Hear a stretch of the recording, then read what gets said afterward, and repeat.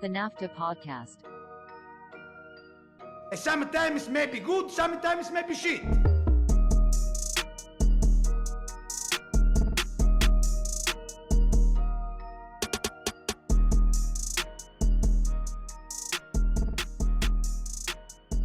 All right, welcome back. Episode 189 of the NAFTAA Podcast. We got John, we got Nick, we got Dylan. Dylan looking very festive with his Wolves sweater on, Christmas sweater. Looks beautiful. I had a great week away from the state of Ohio. How's everyone's week going? How'd their weekend go? Anybody have any good stories? No. So Nick didn't enjoy our mother's birthday, it sounds like, so he's a terrible son. Wow. We took our mother out. I'm sorry, I paid for the whole thing. Oh, damn. We're literally splitting it. I know. Hey, Barb's listening. She just shut it off right now when she's going through. That's all she needed to hear. I do need to ask though, what was Barb's review of Hamilton? A 9.7, I think.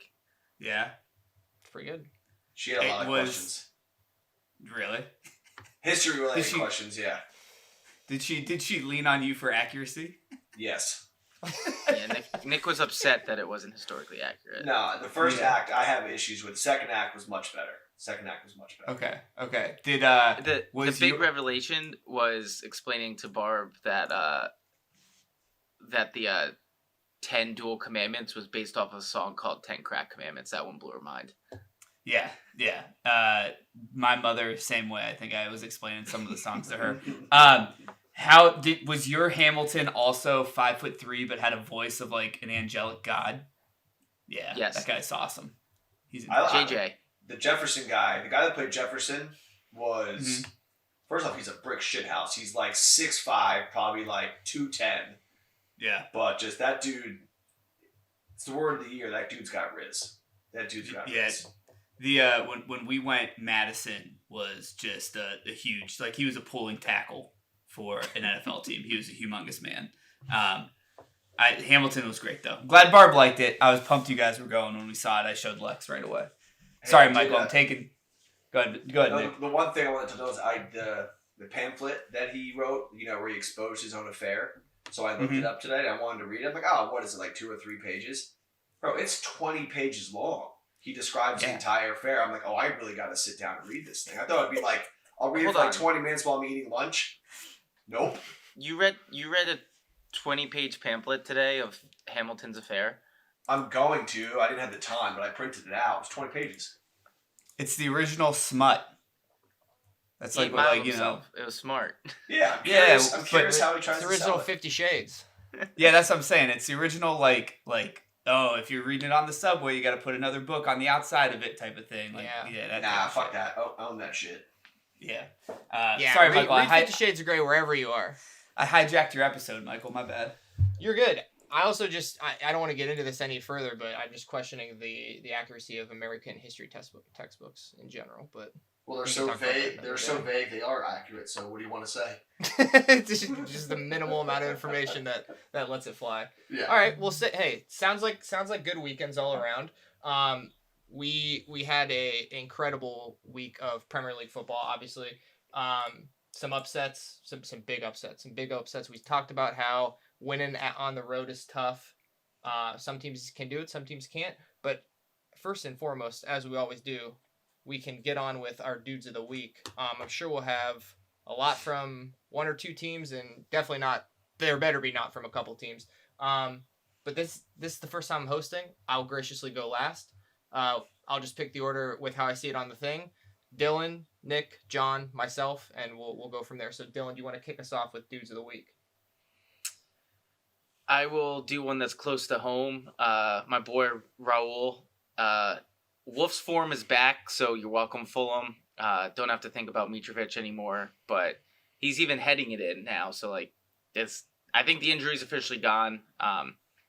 Not great for when we have to face him in Copa America if he's playing like this, but I'm happy that he's back on his feet and absolutely crushing it. Shout out to Raul Jimenez. Si, senor. I'll have to go with a little disappointing here that I didn't get some of my bold takes checked off here, but I'm happy for my boy Richarlison. Scored a brace and kept his shirt on twice. That's pretty damn impressive for him. So good for him. No cards. Yeah. Self-restraint is his number one New Year's resolution, I feel like. Look, I'm going to go with one that I've said before, but the reason I'm bringing it up is a different reason now. You guys don't have to deal with the commenters that often in our shit. Whoever commented in and said Dom Solanke's not good, there were 3 of you. You guys are idiots. Dom Solanke's real good, and he could start on any Premier League team. Especially with how bad City's playing right now. He could start on any Premier League team. You can't play in United, Nick? No, he's not good. We just suck. Oh. I That was a great finish. disagree on that one. Yeah, beg to disagree on that one. Dom Solanke is not elite, but he's top tier. He's like the Joe Flacco, as we were talking off camera, of the Premier League. I think he's elite. So, shout out to Dom Solanke, and fuck the commenters. All right, commenters, I'm going to give you a double whammy here. Marcus Tavernier is mine. 2 assists, even though Lucas Digne put me in my fucking place 1 week later after saying that he was overrated. Marcus Tavernier at least gets me back to 50-50 with 2 assists against Manchester United. And then I have to go, I think 2 weeks back to back, or maybe we didn't call him out explicitly in Dudes of the Week. I'm going John McGinn. Has to be. Absolute workhorse. He is what makes Aston Villa tick. The captain of that team. Absolutely. Let's put him up real quick. There we go. John McGinn, absolute fucking legend for Aston Villa. And probably one of the best weeks in their recent history, at least. So, I think I'm going to do the rest of the pod like this, just to shout out Mr. McGinn. But I'm going to go to his teammate next. Just because it makes me question every time I see him if I love him or I hate him, and I think that's just an interesting mental conundrum to have to deal with yourself. Emi Martinez. Just, I don't know. How do you guys feel? Do you like Emi? Do you hate Emi? I love the antics when it's not happening against City. yeah, He's having a great year, though. Shout out to Emi. I love Emmy. Love to hear it. Nick, you can Go go, on, I Nick. think. Yeah, you took mine. So I'm pausing for a second. I know it took me a second. Well, I didn't want to do what I did last week, so I'm taking a nice, calm, extra second to pause.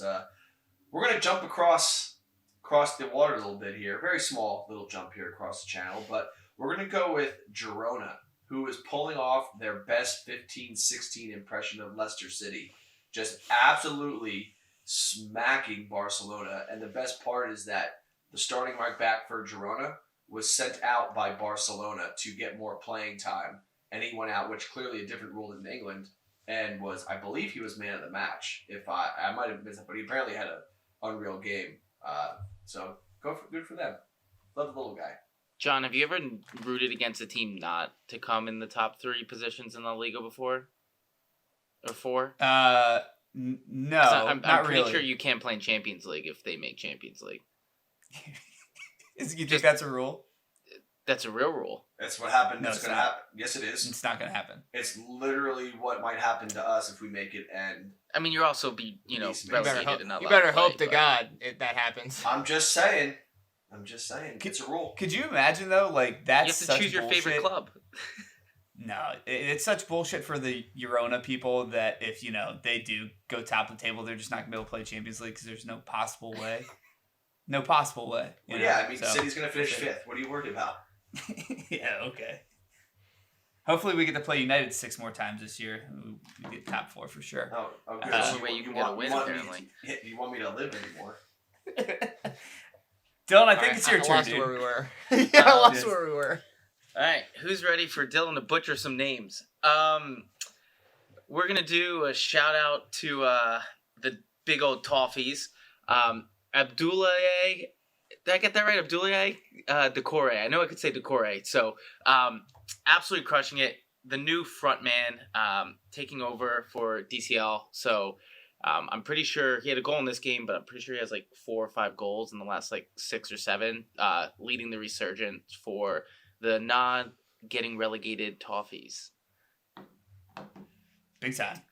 Yeah, and I think number 3 is going to be James McAtee, just because his goal was a fucking pisser. It was a rocket, and honestly, anyone beating teams above me that I hopefully don't think are going to end up catching me so we can get top 10, you're good in my book. Shout out, James. Former City guy. My last do of the week is relegation. Relegation battle heating up. 2 of the 3 teams getting points. Forest on the slide.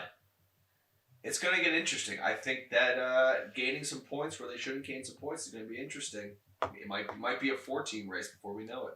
Maybe a 5-team race if Palace keeps sliding. Yeah. So I have just a typical older brother conundrum right now. There is definitely one shout out that needs to happen that I know would be geographically close to Michael to be able to do, and he hasn't done it yet, so I'm a little shocked.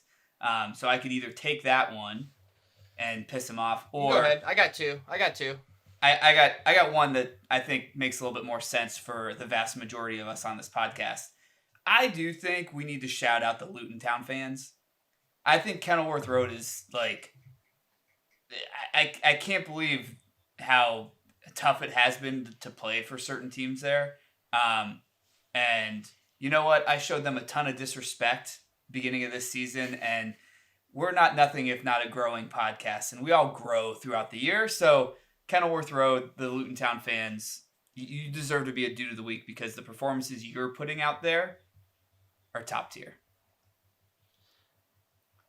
I just want to note, we do have a bold prediction that they will beat a top 6 team at Kenilworth Road, and they got one of them coming up in 3 weeks, it looks like. So, 2? You said 2 top 6? I said okay, 2. well, you better hope.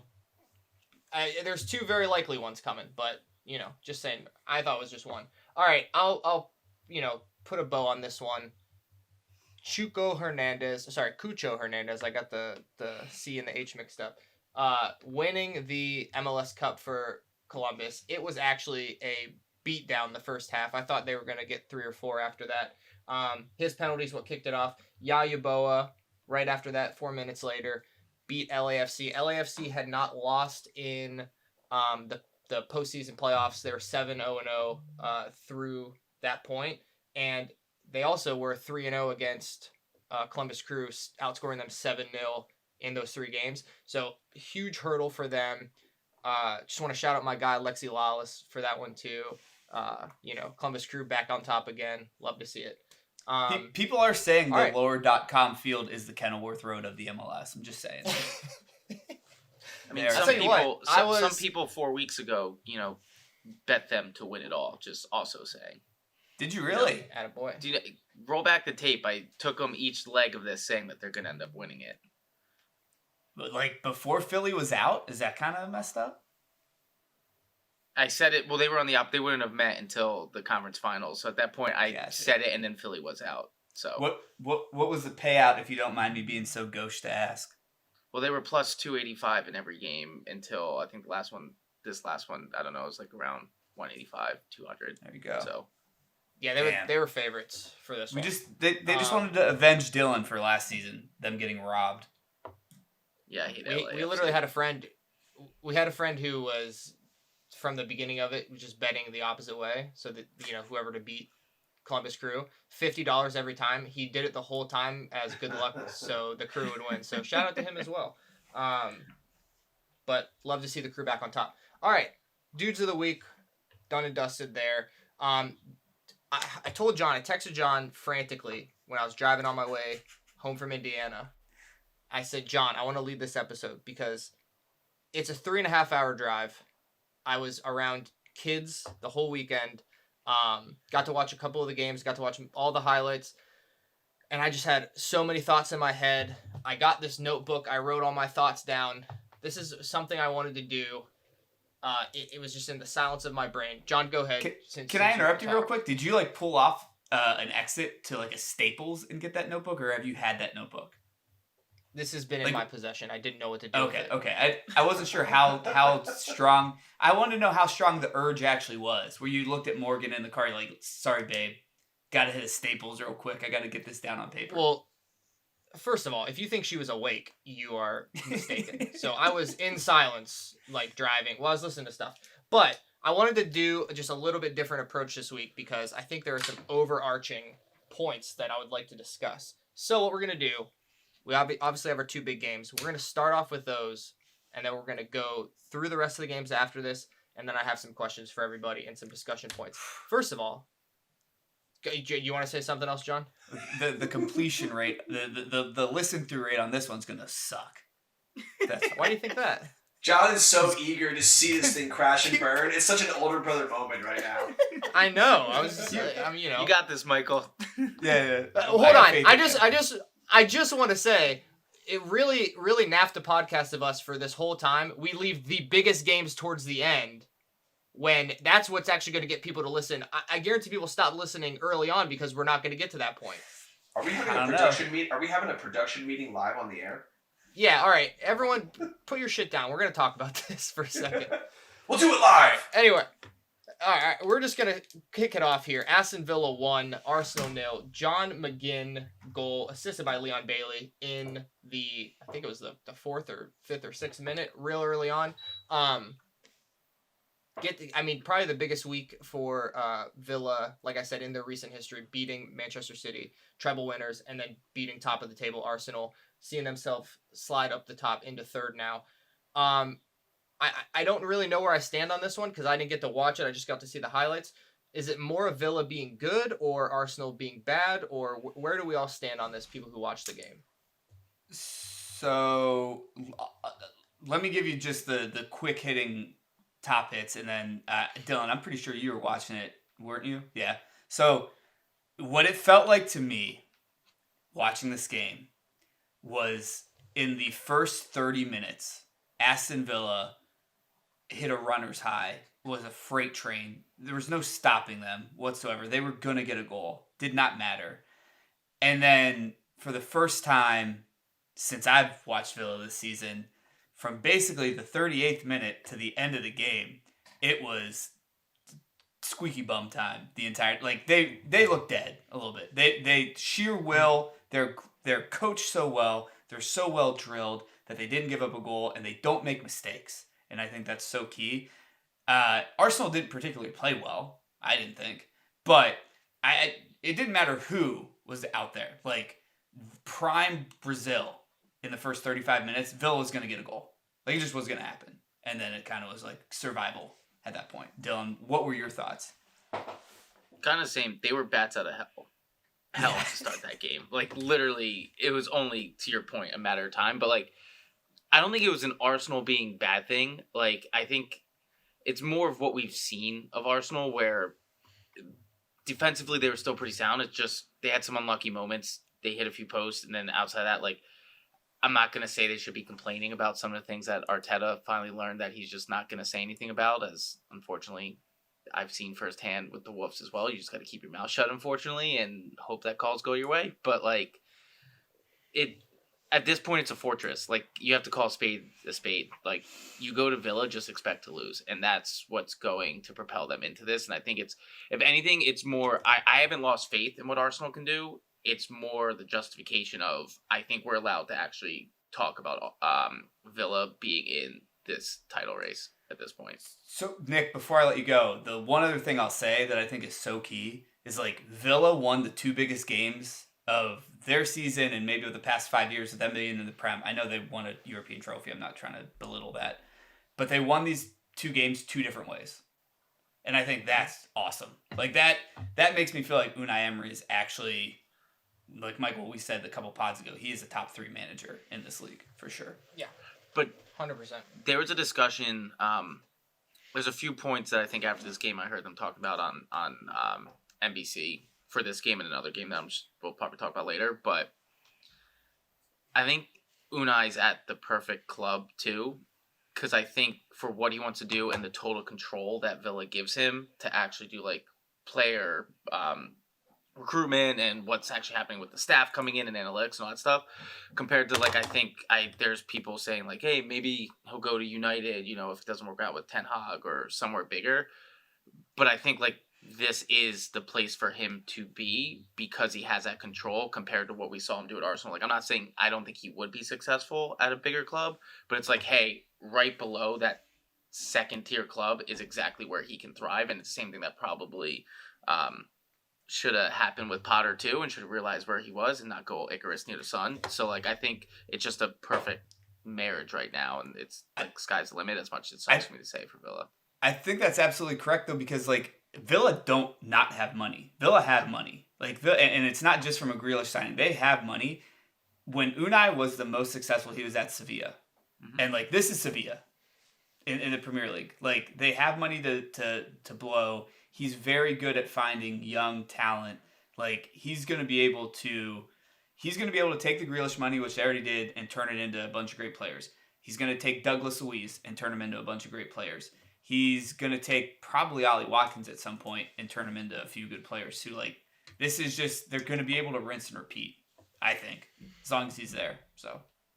Yeah, I was just adding exactly what Dylan said. I was going to say he's the perfect mid-major, coach. Like you said, I mean, granted, he had some issues with the club at Arsenal that he had to deal with, but when you look at Arsenal and PSG, he did what he's supposed to do in Paris. He wins the league, but you look at his record in Europe, and he can do what he wants. He can get a bunch of guys that are hungry that want to get to the next level, and his motivation, his tactics, his coaching style, his grit that he can instill in a team fits perfectly, as you said, with that second tier team, and you can make them overachieve. So I mean, do we call him Shaka Smart at Texas? I don't know, but probably yeah. But I hate it, but this is what we needed honestly after the last 3 years, like of just City dominating so much and just kind of like you always knew they were going to come back, like. This nice wrench in terms of the shakeup of who's where and what. It's pretty awesome from just watching the league. And hopefully over the long term, it'll sit here everybody within 2 or 3 points all year. Before we move to the next one too, can we all just agree that winning at PSG is not a barometer of success? Nick, I think you could win at PSG, dude. And I don't think you're a bad coach, but I think anyone could win at PSG. Hey, like if you don't win at PSG... I think if you don't win at PSG, we should talk about that. I'll take a championship wherever I can get one. Exactly. All right, John, I see you kind of took the reins here. So Arsenal, we're all talking about Aston Villa, but my thing is with Arsenal right now, we've talked about their offense, right? We obviously think they're a title contender. Dylan has them winning. Dylan also just said here, Villa deserved to be in that conversation. So really that's, top of the table can kind of go either way. Talked about VAR a little bit. Where do we stand on the handball call? It's the right call. Correct. Okay. And then I watched the highlights. I just want to make sure because I'm it's not you asking it. I think if anyone says it should have been a goal, you're brother. Dumb. Like I do.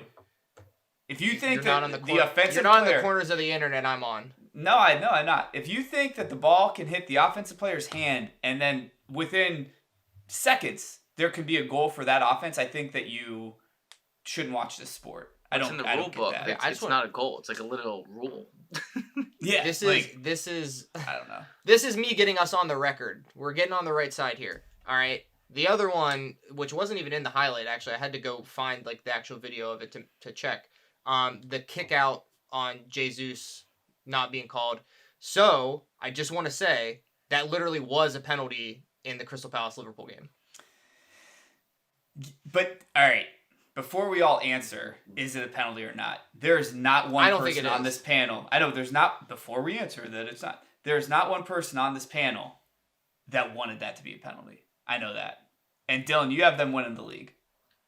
Which, may I add, I'm very happy that Drunk Dylan put that bet in the night before, because after winning that game, the odds went down by 1,000 points. So plus 2,600 to plus 1,600. I'm not going to say I'm Nostradamus or anything, but I did not want that called. Yeah. I don't think... So, I mean, I understand that it's been called before, Michael. I think it's... I'm glad it didn't get called. If it happens to City next week, I'm pissed. I'm so pissed off. For sure. My thing here is, again, like I've mentioned, I'm scraping in, I'm on TikTok getting 4 or 5 pictures in a row of just crying from Arsenal fans. And listen, I think what you need to do as a fan, I think that there's two different ways you can go here. If you're like a Chelsea fan, your players play poorly, you just hate them and you sell them and you get new ones, okay? That's just what you do if you're a Chelsea fan. If you're a Liverpool fan, or I would say to a degree a Manchester United fan as well, I think you are sitting there and you're maybe putting a little bit, you love your players probably a little bit too much and you don't give them enough criticism sometimes. I think I love Darwin Núñez to death, but I think sometimes you got to sit there and go, definitely needs to be scoring from 3 yards out, you know? I'm just saying, the amount of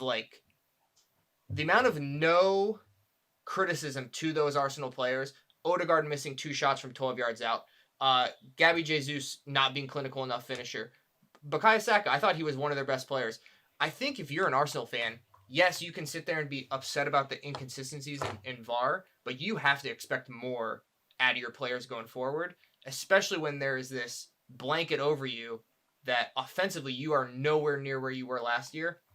Most of their goals, not most, as in literally most, but too many of their goals are coming from set pieces. Too many of their goals are coming from penalties. Open play, they are abysmal. And I think if you're sitting there watching that game, you have all this possession, you're in and around Aston Villa's box. Never once did it seem you were going to score an actual goal. And I know, you had one go in off a hand and stuff like that, and the rules with handballs are weird. But I just think, man, you really, really, really have to sit there and actually start looking at your players. And why isn't Odegaard performing? Why isn't, Declan Rice is one of your best scorers, and he's supposed to be your CDM. I just think that before we start crying about the referees, which are terrible all around, and I agree, you got to maybe look at your players a little bit. And I just think that they need to figure it out, or they're not going to be up there. That's fair. I mean, you're not going to hear me saying other supporting groups should be crying about it, because, if there's a team that's been fucked more by the refs this year, I think it's the Wolves, being completely honest. So, get over it. I agree with what you're saying. The players need to do it, but, this game isn't, to me, this game isn't a knock on Arsenal. Should they have probably won? Sure. But I actually think Villa is a top 4, potentially top team in this league, at least how they're playing current. Power rankings wise, they're number 1 right now. Especially at home. So it shouldn't be, you can cry about the refs all you want, right? And you should finish, but in terms of oh no, Arsenal sucks now, to me that's not the case. It's a tough environment, you lost, it happens, move on. That's for sure, and I feel like Arsenal fans are a little bit the only reason we lost this game was because of the refs. Otherwise, we would have smashed Aston Villa. I don't think that's the case, 1. And 2, I think you could find, you couldn't count on 2 hands how many games this year have been dramatically affected by referee calls in some way, shape, or form. And again, I just think, if you want to be an actual human being and somebody who is paying attention to this stuff and push your team forward in some sense, you got to be a little bit realistic. And I just think there's a lot of not realism going around right now. So that's the only thing. I just thought it's interesting because I don't think they played that bad, but if they lose, it's just never their fault, never the player's fault. I'll do the last point here. Not clutch yet. Arsenal as a team, not clutch. Don't have the gene. Don't have the clutch. It's funny though because they haven't had a clutch this year. But we were just talking about this 2 weeks ago that they don't they have 8 goals, and they don't. What's it like being clutch in December and November? What has that gotten them? They're not clutch. This team is not going to win this year. Well, I know I'll say I already established that. That's fine. That's fine. This Arsenal team, I just don't think they're clutch. So that's my last point. I guess if by definition, if you're saying you can't be clutch in this time, then you have no proof that they're clutch or not necessarily. They're Iowa football. That's what they are. But this is the other thing too. It looks they're only 5 goals off the top goal scorer. That's also not a good narrative either. They score. Right. But clutch. It's how they're getting their goals. How they're getting their goals. Fair. All right. Sorry, Nick, in advance here. The other big game that we have to talk about: Manchester United 0, Bournemouth 3. goals from Dom Solanke, Philip Billing, and then Senesi, the defender. 2 crosses, and then Dom Solanke. Obviously, the first one was just an unbelievable finish. How good do the fucking Cherries look right now, guys? I mean, they look unbelievable. I think John and I were flirting with a Bournemouth win in this one, and we couldn't bring ourselves to do it. But, man, Solanke, Tavernier, Lewis Cook was actually the player of the game, according to FOTMob in this one. The Cherries look unbelievable. It's a good team.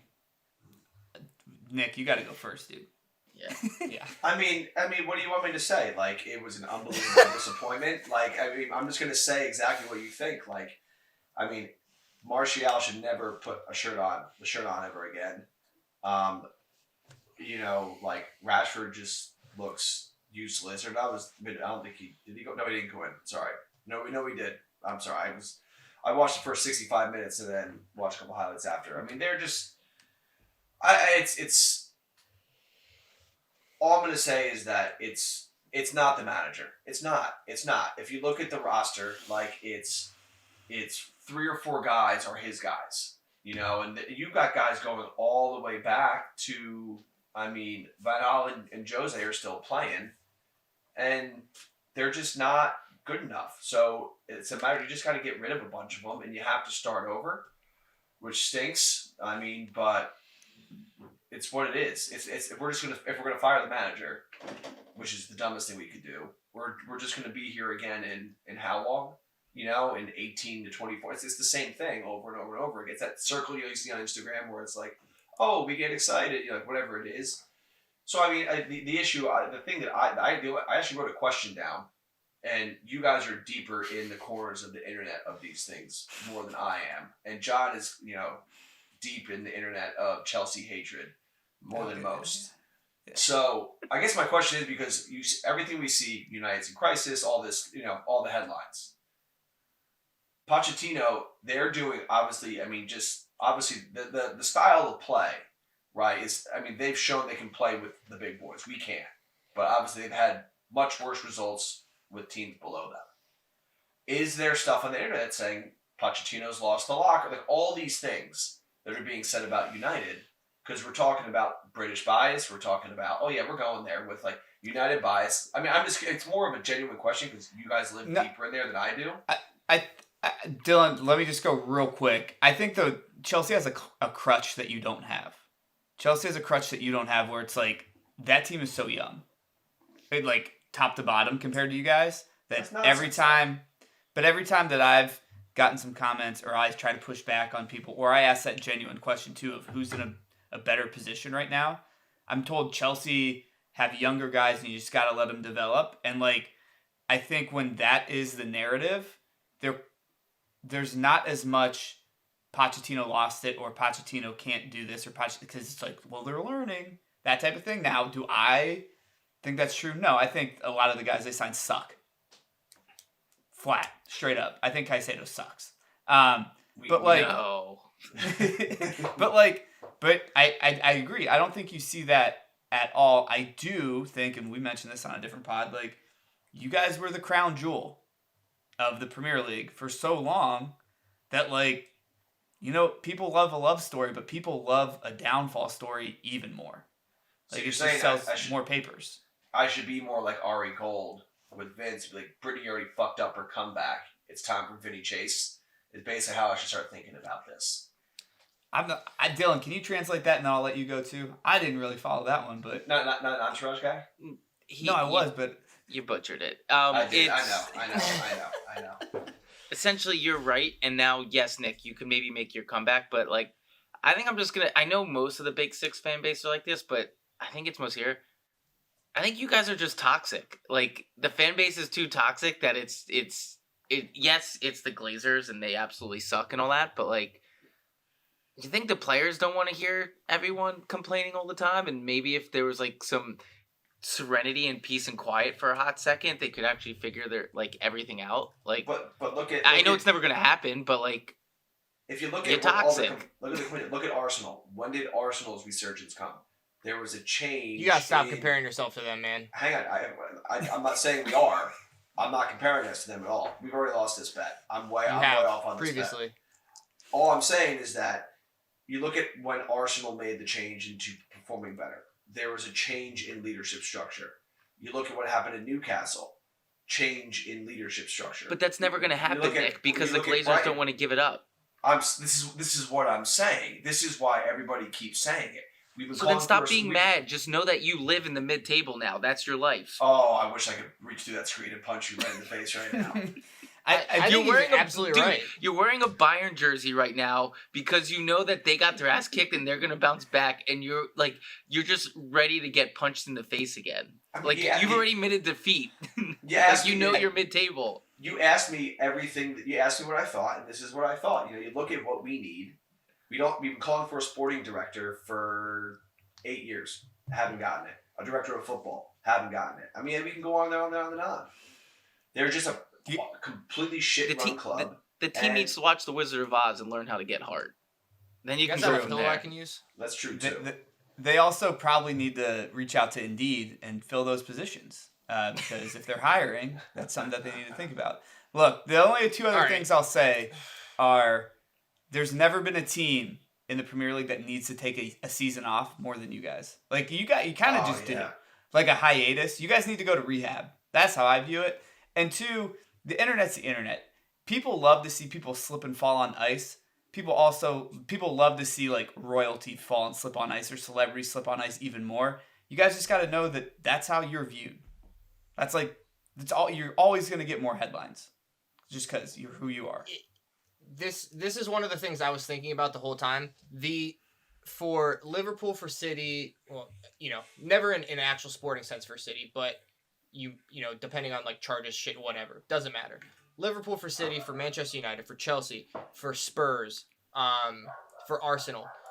The benefit of being that top 6 team, the benefit of that is that you're never gonna get relegated. You'll never be in that situation. You're never actually gonna be at all in danger of not being in the Premier League anymore. And the bad part about that is that you will be criticized far more than anybody else will.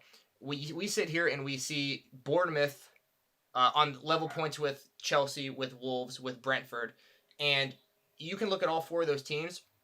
Chelsea are having a horrible season, right? Bournemouth are absolutely flying right now. Brentford are steady where they are. Like, there's different perceptions of like where these teams are, and the luxury is you'll never get the benefit of the doubt there. But Bournemouth are probably never going to win a Premier League, okay? So you get to have the fact that at some point, you guys are going to be fine one day. Right now, you guys have to come to terms with the fact that you are not a big club right now, in the sense that you are not going to be in the top 6. You are not a team that anybody is scared to go play. And the same thing with Chelsea. The difference between you and Chelsea is Chelsea are a little further along, realizing that they need to strip away all that. We're Chelsea, we've won XYZ, we've done all this stuff. They need to go into every game like they are mid-table and that they need to be fighting to get back up there. You guys go into games like, if it doesn't come to me because we're Manchester United, it's not worth trying for. You guys had a moment in the beginning of that Bournemouth game where you had like 3 or 4 shots that got deflected right in like the 3rd minute of the game, and you hear Old Trafford cheer and start going crazy like, come on, we can do it, we can get a goal. Not a minute later did Dom Solanke score on you guys, and then after that, dead silent. Fucking brutal. So if it doesn't come easy for these players right now, they don't want to do anything. And you can sit there and you can count the managers that have come through and not been able to get anything out of these players, except for Jose Mourinho, who everyone shit on after he said that it was an accomplishment that they finished 2nd. I don't think you sack Ten Hag either. I don't know how you keep him in the job, though, depending on what next week result might be, what getting kicked out of the Champions League, if you go all the way out or fall to Europa League. I agree with you that I don't think you can just get rid of him and then find somebody else. I don't know who else you sign. But the players and people, I know we don't like Anthony Martial, but... No, we hate him. I think Rashford's done. I think dude, he will I never. agree. No, he just got back with his girlfriend, so he scores goals again. Fiance, that was He 3 got back weeks a ago. while ago. Yeah. No, I agree, I- Michael. It kills me. The last couple of weeks, I'm like, fuck, he's done, dude. Like, I love him. It kills me though. Like, he needs a change of scenery. Dylan, do you know who'd look good in the Wolves jersey? Rashford. You do not want. He's not. I don't know. He'll go I abroad. think that's he it. wouldn't do that. He'd go abroad. We'd love him. Although- I know he wouldn't. Feel love. Molyneux would love Marcus Rashford. They would. They absolutely would. The thing is, and again, the one thing I will say about Ten Hag, I can't see a pattern of play on the field. But when you're talking about these aren't his guys, Anthony is his guy, Onana is his guy. I know Martinez is injured right now. Eriksen was signed under him. Mount has been injured. I understand. Amrabat, he wanted Amrabat. Hoyland has been in and out. They've been injured. I think what you guys need to do is literally, you guys need to start guys like Mainu. Guys that are just, they're going to go out there and just absolutely run their ass off. And right now you guys have, and it is no more, it is literally no more obvious than from the actions of the person who is your captain, then you guys have a bunch of people who do not want to play when it's hard. When it is difficult, they don't want to play. And Bruno Fernandes, I'm going to say right now, Bruno Fernandes knew next week was going to be difficult, and he got suspended for the game. I'm just going to go and get the horse that we've been beating and bring him back in real quick. So Sorry, brother. I had a time. 3.5 hour car ride. Anybody else? Last thoughts? Go Cherries. Up the Cherries. Up the Craigs. Yeah, that's the last thing you got to say. We suck. The Cherries Move played on. well. We suck. Yeah, Move on. the Cherries played well too. Shout out to the Fighting Craigs. Shout out to them. All right, we're gonna run through the rest of the games here.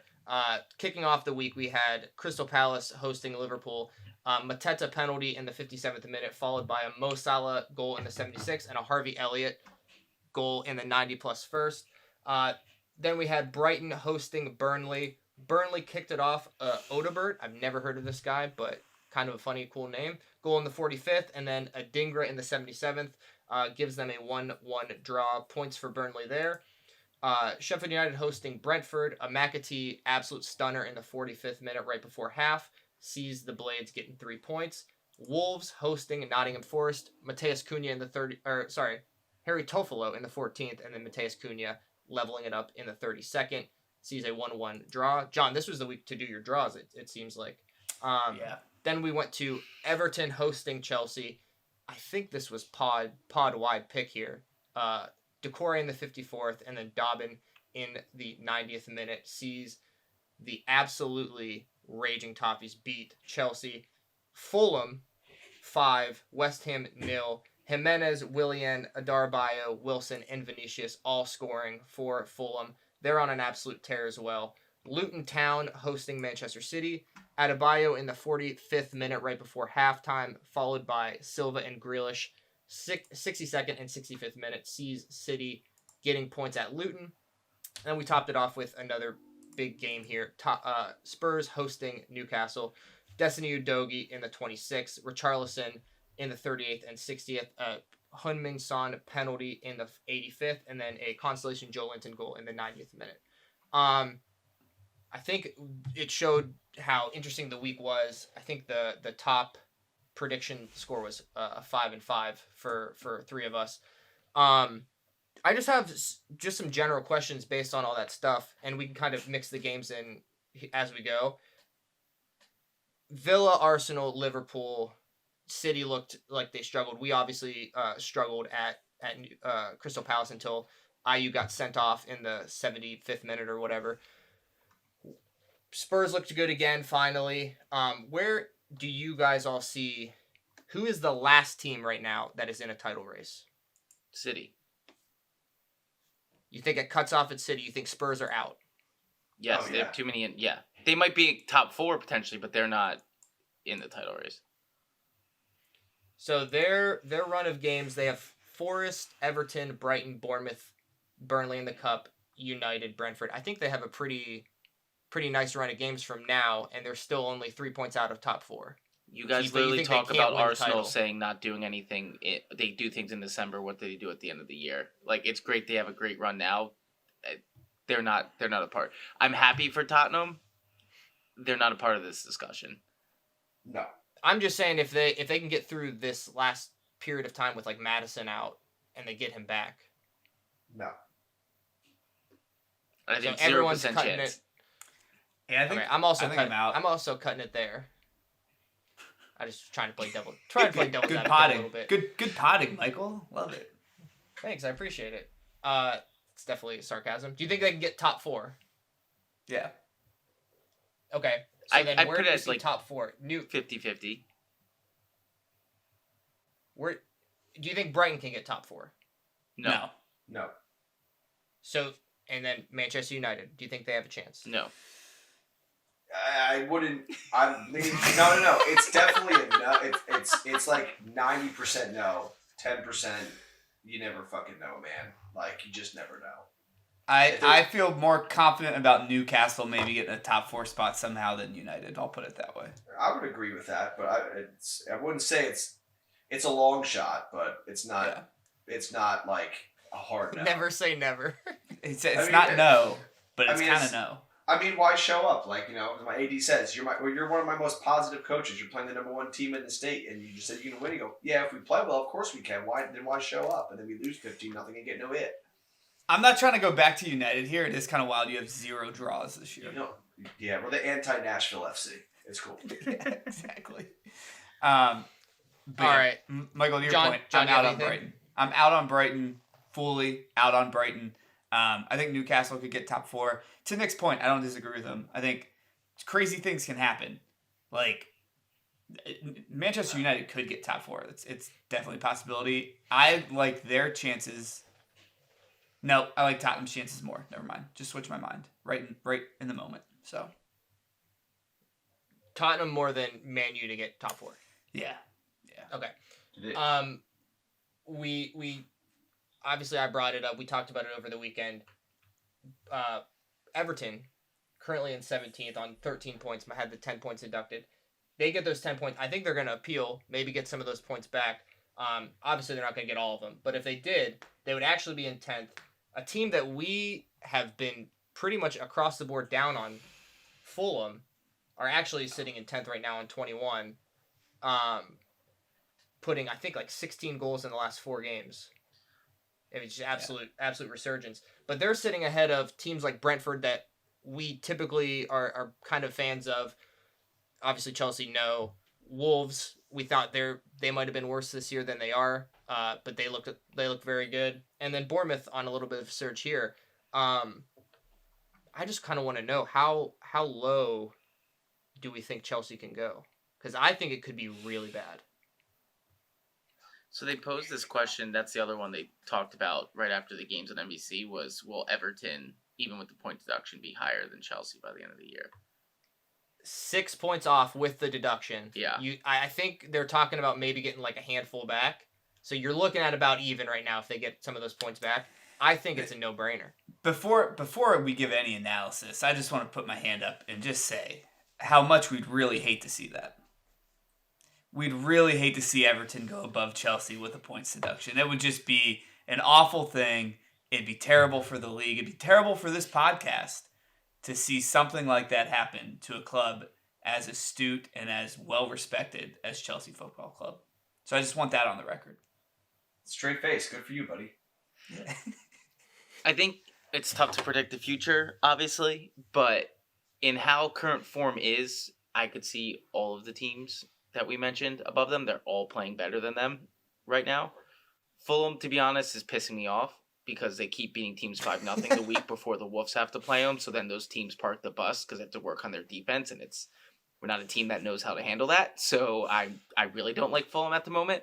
But like the biggest difference at this point is all the teams that you mentioned that aren't Chelsea are normally mid-table teams for the most part, right?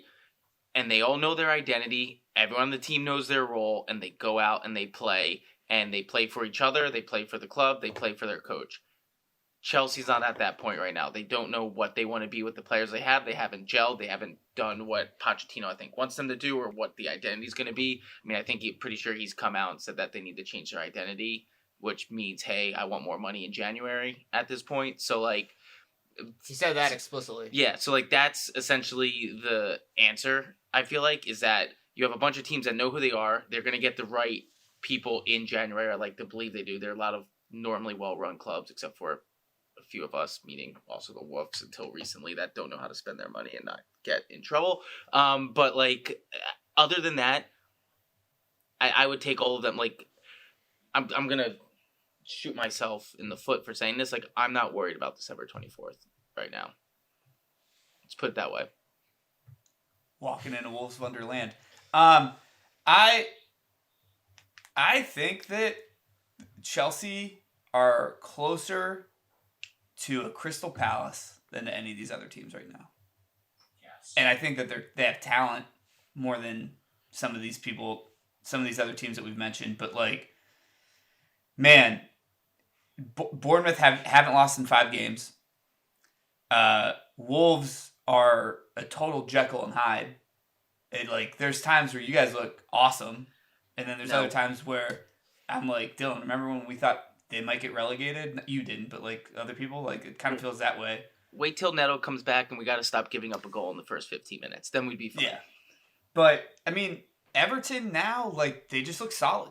And to Dylan's point, like, it's like for all these teams, they're all going out to the match with elbow pads on, with the workman's hat on, with overalls on, and they're playing against a Chelsea who are still trying to play in a tuxedo, and they don't understand that it's a dogfight out there.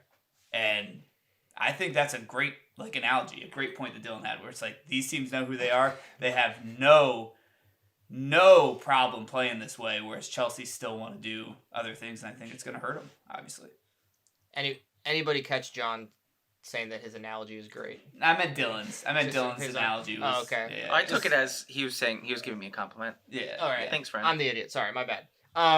Yeah, I actually have written down in my little notebook here. I mean, you're taking Doucouré over Enzo or Caicedo with how he's playing on form. I'm not saying that the ceilings are the same or anything, but on form, you're taking Doucouré every time. You're taking McNeil over Mudryk for sure.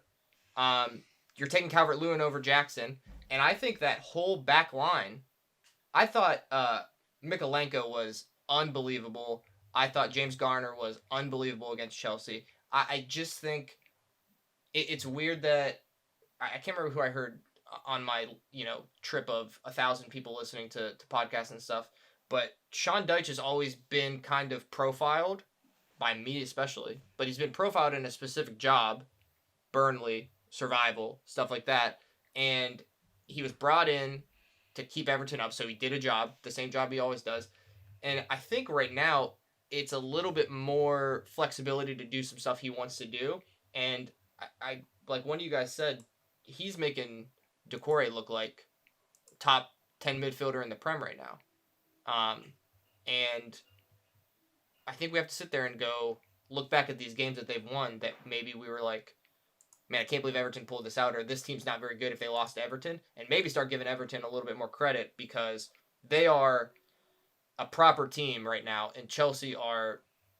such, it's been like this for 2 years now, such individuals that if Cole Palmer can have a spark of brilliance, they get a goal, or if Raheem Sterling can do something, but if those guys aren't firing, then there's no team, there's no cohesion, there's nothing, and I think a little bit, that's the question that I obviously came to because we've been comparing United and Chelsea and just talking about how bad the results are. I don't know who. I think but neither one makes it the whole season, Pochettino or Ten Hag. I just don't know who goes first. Ten Hag will make it the whole season. Will not or will? He will. They won't fire him this season. He'll get the season. I think Poch will too.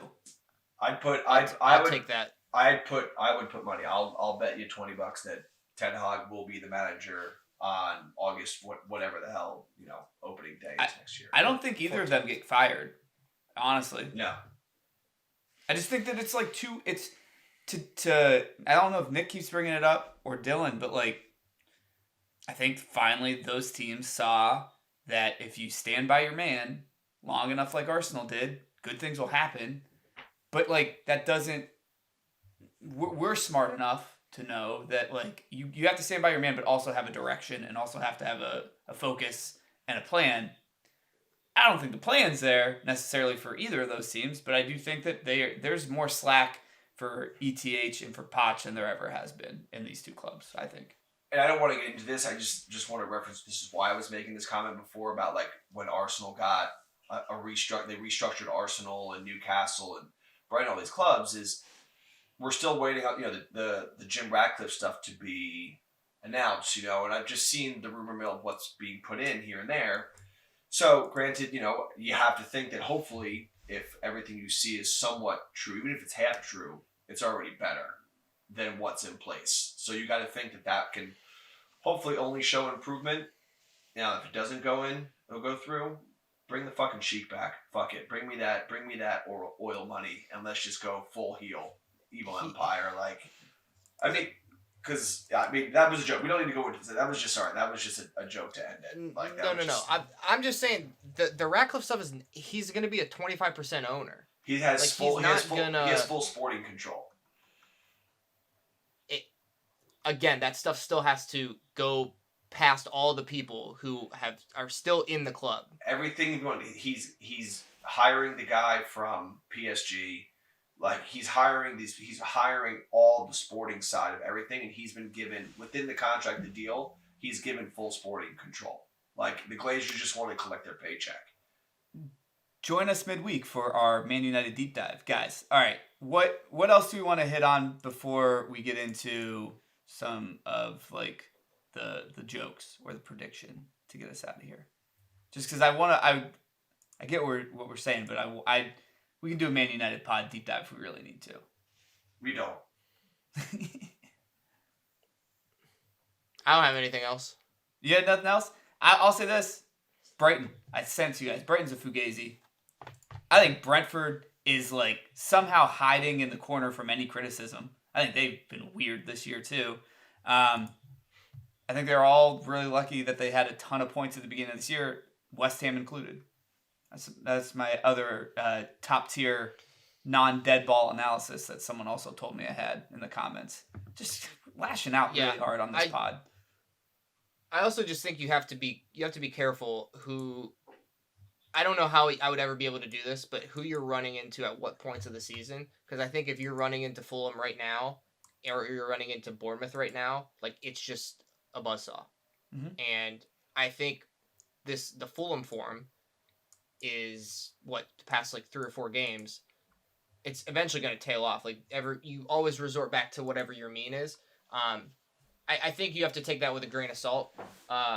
Not defending West Ham. I know they're a tier 3 team. I know Wolves are as well, Dylan. Don't worry. But yeah, I do think the Brentford point is true. I just think that they're one of the hardest teams to predict because you just don't know what kind of performance you're going to get. Yeah, I totally agree. I mean, if we're doing power rankings right now, your top 5 have to be Villa, Fulham, Bournemouth, Everton, in some order. I don't know what that order is. I think you got to give it to Villa because of the type of wins they've had. But, like, those 3 other teams, man. Fulham. Did I say Fulham? I said Fulham, right? Yeah. I mean, scoring 10 goals in 2 games. Their goal differential is 0 now, which is insane. But I know they tied. I know they drew you guys this week, Dylan. I don't think Nottingham Forest is very good.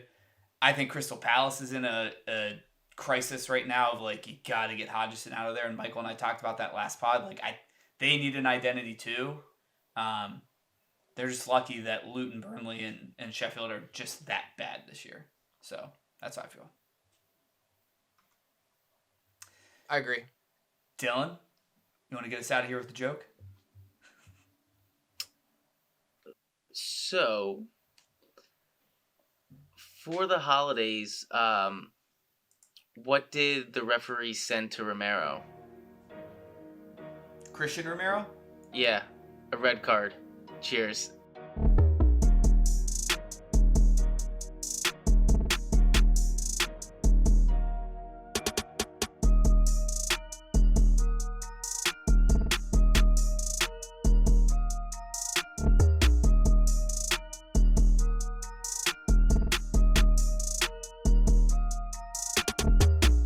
the NAFTAA Podcast. Sometimes maybe good, sometimes maybe shit.